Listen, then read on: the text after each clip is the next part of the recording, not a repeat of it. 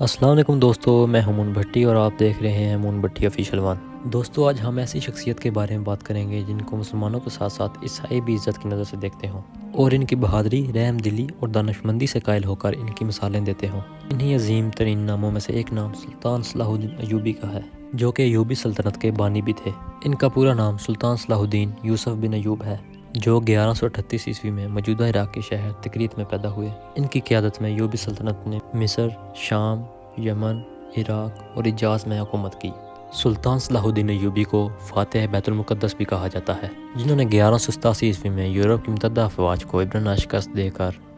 قبلہ اول بیت المقدس کا قبضہ چھڑوایا۔ سلطان صلاح الدین ایوبی نسلاً کرد تھے۔ شروع میں وہ سلطان نور الدین زنگی کے ہاں ایک فوجی افسر تھے، جبکہ مصر کو فتح کرنے کے لیے شیر کو کی قیادت میں، جو کہ سلطان صلاح الدین ایوبی کے چچا بھی تھے، مصر پر حملہ کیا گیا، جس میں سلطان صلاح الدین ایوبی بھی شامل تھے۔ لہٰذا مصر کی فتح کے بعد 1171 عیسوی میں انہیں مصر کا حاکم مقرر کر دیا گیا۔ اسی عرصہ کے دوران انہوں نے یمن کو بھی فتح کر لیا۔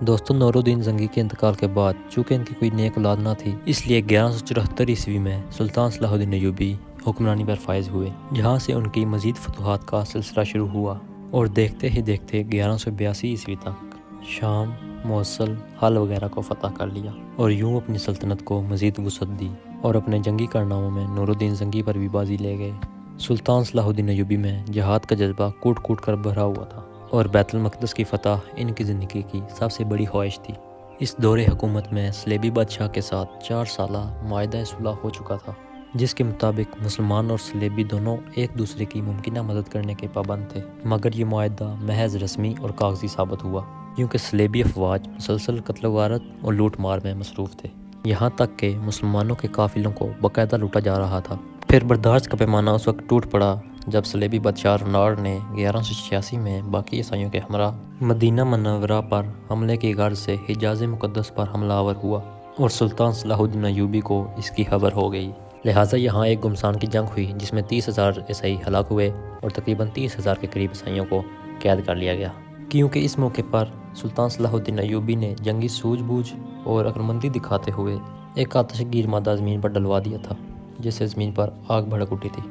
جس نے صلیبیوں کی کمر توڑ کے رکھ دی۔ تاریخی ایوانوں میں یہ بھی لکھا گیا ہے کہ اردن میں کرک نامی قلعہ کا بادشاہ رچنارڈ نامی ایک صلیبی بادشاہ تھا۔ حجاز مقدس کے لیے مسلمانوں کے قافلے اسی کرد قلعے کے پاس سے ہو کر جایا کرتے تھے۔ رچنارڈ نے ایک دفعہ مسلمانوں کے حاجیوں کے قافلے کو لوٹ لیا اور بڑے غرور میں بولا کہ بلاؤ اپنے پیغمبر کو کہ وہ تمہیں آ کر بچا لیں، اور پھر اس نے تمام حاجیوں کو وہیں موقع پر ہی ذبح کر دیا۔ اور جب یہ خبر سلطان صلاح الدین ایوبی تک پہنچی تو وہ غصے سے تلملا اٹھے اور اس موقع پر قسم کھا لی کہ جب تک میں اس ظالم کو اپنے ہاتھوں سے قتل نہیں کروں گا تب تک چین کی نیند نہیں سوؤں گا۔ پھر دوبارہ اسی صلیبی بادشاہ نے اپنی فوج کے ساتھ حجاز مقدس کی طرف لشکر کشی کی، مگر یمبو کی بندرگاہ پر پہنچنے پر اس نے موسمی حالات کا سامنا کیا اور اسے لگا کہ وہ اس سے آگے مزید نہیں جا پائے گا، لہٰذا وہ اسی حالت میں واپس لوٹ آیا۔ دوستو، سلطان صلاح الدین ایوبی کو صلیبی اپنی حکومت اور نسل کے لیے سب سے بڑا خطرہ قرار دیتے تھے، کیونکہ وہ ان کی ذہانت اور دلیری سے اچھی طرح واقف تھے۔ لہٰذا اس بار انہوں نے 12 عیسائی بادشاہوں کو اکٹھا کیا اور سلطان صلاح الدین ایوبی پر حملہ کرنے کا منصوبہ بنایا، اور یوں حطیم کے مقام پر سلطان صلاح الدین ایوبی اور صلیبیوں کی جنگ ہوئی، جس میں پورا یورپ سلطان صلاح الدین ایوبی کے خلاف جنگ لڑنے کے لیے نکل آیا، لیکن پھر بھی انہیں سلطان کے ہاتھوں شکست کا سامنا کرنا پڑا۔ لہٰذا جب جنگ ہارنے کے بعد یہ 12 بادشاہ سلطان صلاح الدین ایوبی کے خیمے میں بھیجے گئے۔ اس موقع پر سلطان صلاح الدین ایوبی نے رچنارڈ کو اسلام کی دعوت بھی دی، لیکن اس نے انکار کر دیا۔ اس کے بعد سلطان نے کہا کہ میں نے تیرے قتل کی 2 مرتبہ قسم کھائی تھی، اور آج حضرت محمد صلی اللہ علیہ وسلم کا ادنیٰ سا خادم اس فریضے کو انجام دینے لگا ہے۔ جس کے بعد سلطان نے اپنی تلوار اٹھائی اور رچنارڈ کی گردن کاٹ دی، مگر گردن پوری طرح نہ کٹی اور ایک جانب لٹک گئی۔ یہ منظر دیکھنے کے بعد وہاں موجود تمام صلیبی بادشاہوں پر کپ کپی طاری ہو گئی۔ دوستو، اس جنگ کے بعد اسلامی افواج عیسائیوں کے علاقوں پر چھا گئی۔ حطیم کی فتح کے بعد سلطان صلاح الدین ایوبی بیت المقدس کی فتح کے لیے نکل کھڑے ہوئے، اور ایک ہفتے کی مسلسل خون ریزی کے بعد آخرکار عیسائیوں نے ہتھیار ڈال دیے۔ یوں بیت المقدس تقریباً 91 سال بعد مسلمانوں کے قبضے میں واپس آ گیا اور تمام فلسطین سے مسیحی حکومت کا خاتمہ ہو گیا۔ بیت المقدس کی فتح سلطان صلاح الدین ایوبی کے لیے بڑی خواہش تھی اور ساتھ ہی ساتھ ان کا بڑا کارنامہ بھی تھا۔ انہوں نے مسجد اقصیٰ میں داخل ہو کر نور الدین زنگی کا تیار کردہ منبر اپنے ہاتھوں سے مسجد میں رکھا اس طرح نور الدین زنگی کی خواہش سلطان کے ہاتھوں پوری ہوئی۔ سلطان نے مسجد میں داخل ہو کر وہ مظالم نہیں کیے جو اس شہر پر قبضے کے بعد عیسائیوں نے کیے تھے۔ وہ ایک مثالی فاتح کی طرح بیت المقدس میں داخل ہوئے اور فدیہ لے کر ہر عیسائی کو مان دے دی، جبکہ جو غریب فدیہ نہیں دے سکتا تھا اس کے فدیہ کی رقم سلطان صلاح الدین ایوبی اور ان کے بھائی ملک العدل نے ادا کی، کیونکہ بیت المقدس کی فتح کے بعد فلسطین سے ساری مسیحی حکومت ختم ہو گئی تھی، جو کہ 1099 عیسوی میں قائم کی گئی، اور تمام فلسطین مسلمانوں کے قبضے میں آ گیا تھا، جو کہ 761 سال تک مسلسل مسلمانوں کے قبضے میں رہا، یہاں تک کہ 1948 میں امریکہ، برطانیہ اور فرانس کی مشترکہ سازش سے فلسطین کے ایک علاقے میں یہودی سلطنت قائم کی گئی جس کا نام اسرائیل ہے، اور بیت المقدس کا ایک نصف حصہ ان یہودیوں نے اپنے قبضے میں لے لیا۔ 1967 کی عرب اسرائیل جنگ میں اسرائیلیوں نے بیت المقدس پر دوبارہ قبضہ کر لیا، اور یوں آج بھی قبلہ اول بیت المقدس کسی سلطان صلاح الدین ایوبی کا منتظر ہے۔ بیت المقدس پر قبضے کی خبر جب یورپ پہنچی تو تمام یورپ میں کہرام مچ گیا اور لڑائی کی تیاریاں شروع ہونے لگیں۔ جرمنی، اٹلی، برطانیہ اور فرانس کی فوجیں اس قبضے سے لڑنے کے لیے روانہ ہونے لگیں۔ یورپ کی اس متحدہ افواج کی تعداد 6 لاکھ تھی۔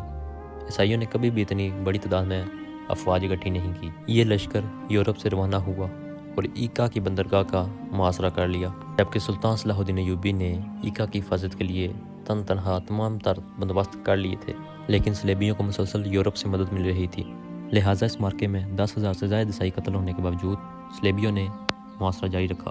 جبکہ دوسری جانب سلطان صلاح الدین ایوبی کو کسی دوسرے مسلم ملک کی مدد یا تعاون حاصل نہ ہو سکا، اس لیے صلیبیوں کی ناکہ بندی کی وجہ سے سلطان اور اہل شہر کا تعلق ٹوٹ گیا، اور سلطان باوجود اپنی پوری کوشش کے مسلمانوں کو مزید طاقت فراہم نہ کر سکے، لہٰذا تنگ آ کر شہر کے لوگوں نے امان کے وعدے پر اپنے شہر کو عیسائیوں کے حوالے کرنے کا فیصلہ کیا۔ فریقین کے درمیان معاہدہ ہوا جس کے مطابق مسلمانوں نے 2 لاکھ اشرفیاں بطور فدیہ جنگ ادا کرنے کا وعدہ کیا، اور صلیب اعظم اور 500 قید عیسائیوں کی واپسی پہ مسلمانوں نے ہتھیار ڈال دیے۔ مسلمانوں کو اجازت دے دی گئی کہ وہ تمام اپنے مال و اسباب لے کر شہر سے نکل جائیں،